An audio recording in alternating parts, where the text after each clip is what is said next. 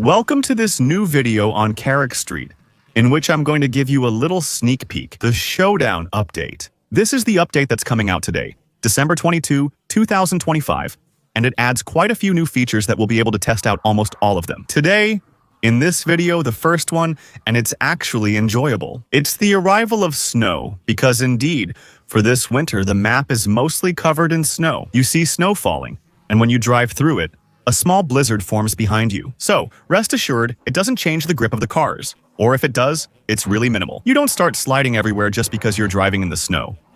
You still keep what looks a lot like the basic physics of the game, which allows us to keep exploring the map normally, even if we don't really feel like driving in the snow. On the other hand, what's really cool is that, without realizing it, with the whole map being kind of whitish, it really changes the atmosphere of the game. It creates the illusion of discovering a new game or map, at least with a different atmosphere. Honestly, the snow is pretty nice. Quick question for those who played CARX Street last winter in 2024, was there snow? I don't think so.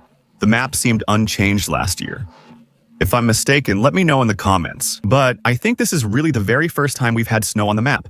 And by the way, just to clarify, it's snowing everywhere. That means, even if you move away from the city center, if you go into the hills or to the, let's say, little circuit area in the northeast, it's still snowing. The second new feature can't be fully tested. Today, the Showdown mode is arriving.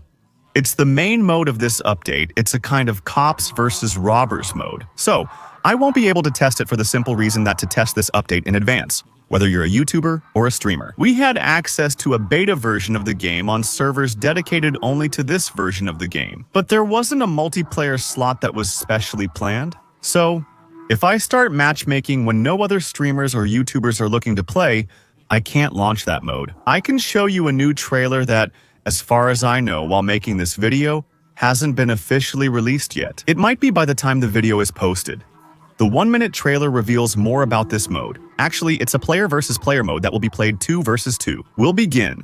In the game's map menu, you'll find the multiplayer tab, and just below that you'll see pursuit mode. This game mode has 2 rounds. In round 1, you're a cop or thief. In round 2, teams switch roles. If you're a cop in the first round, you'll be a thief or driver in the second. So, the goal, obviously when you're a cop, is to catch the drivers using things like hearts, for example, and several devices that will let you slow them down and stop them. On the driver's side, the goal is to stay in designated zones, similar to Capture the Flag. It's ultimately a blend of Hot Pursuit from Need for Speed and the Extraction mode from Need for Speed Unbound. When you're the driver, you'll have to capture zones. The longer you hold them, the more points you earn. After 2 rounds, whoever has the most points wins. In that case, the team with the most points wins and gets the top rewards. Unfortunately, this is a mode I won't be able to give you my opinion on since I wasn't able to test it.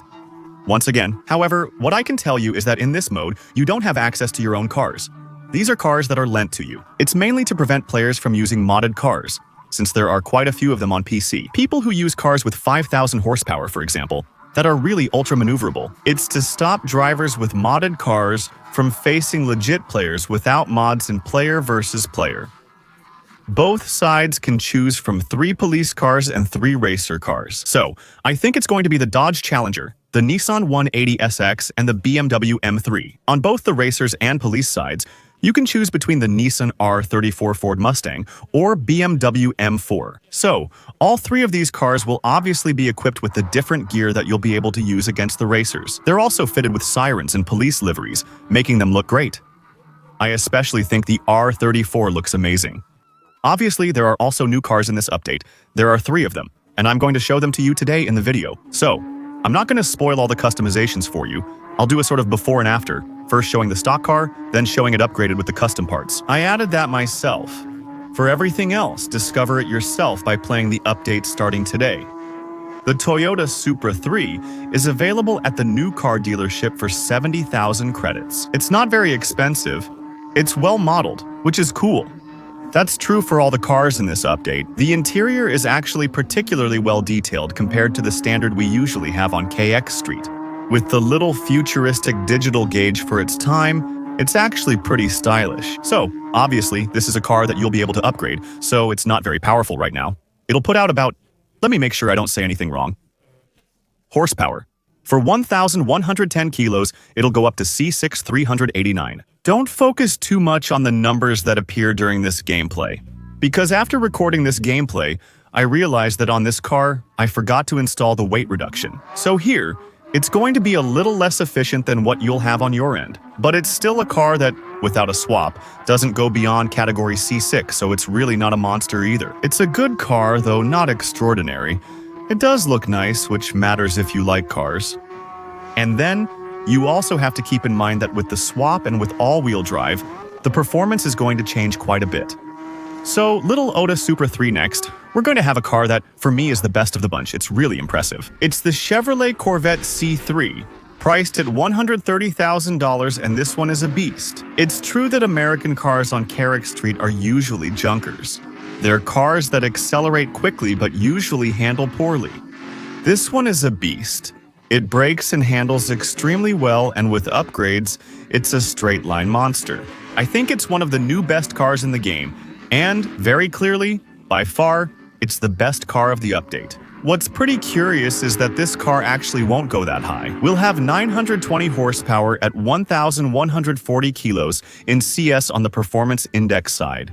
So, once again, without swapping it, and without making it all-wheel drive, it gives you a car that's super overpowered. Keep in mind, in the short gameplay you're about to see, I barely tuned the car. I just upgraded it by installing a slightly longer gearbox. Correct. It originally had a 4-speed gearbox limiting its top speed. I upgraded it. It seems like a 7-speed gearbox now, and it's really impressive. Because it grips really well, honestly. It's impressive. This car doesn't understeer like most others before tuning. Its acceleration is insane. I'm recording some gameplay for you now. This car can easily reach nearly 400 kilometers per hour, and can even exceed that speed. I didn't necessarily have the best tuning in this little gameplay, but I'm 100% sure this is a car that can hit 400. The Corvette is actually affordable and delivers impressive performance for its price. It's really a car I recommend you try for yourself, and in my opinion, it's a very, very good race car. And then, to finish, we have a third new addition. Now, I'm a little disappointed here. They added the Jaguar F-Type. They installed the mid-range option, so we have a V6 by default. That's why it sounds odd. V6 engines in this game usually sound bad. Yikes. And also, basically, this car doesn't have really big wheels or the F-Type R's body kit. Actually, I think they put the F-Type S version here, so it's a bit less stylish. It's a good car here too, but it still costs $300,000, so it's starting to sting a little.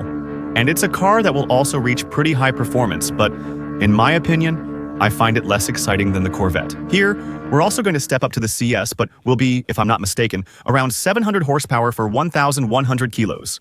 So, it's less powerful than the Corvette, it's also a little heavier, and well, it's definitely very maneuverable. I believe it's originally all-wheel drive, which will definitely help.